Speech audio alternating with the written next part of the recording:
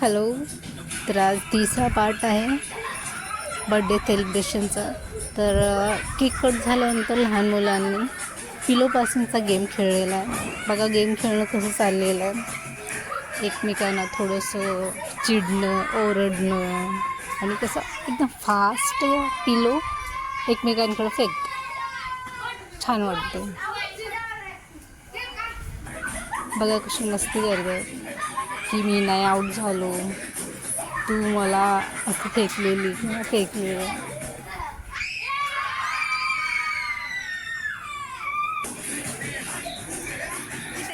त्यांची आरडाओरड पण चालू होती थोडीशी.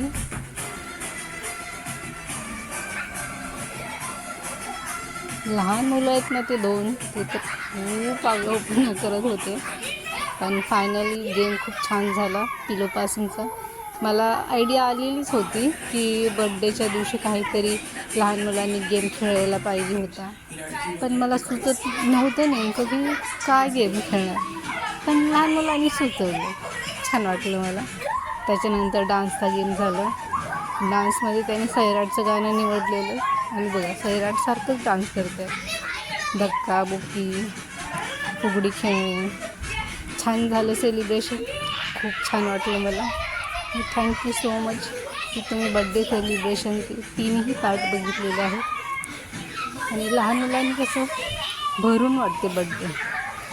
ह्या वर्षीचा बड्डे खूप छान झाला. थँक्यू.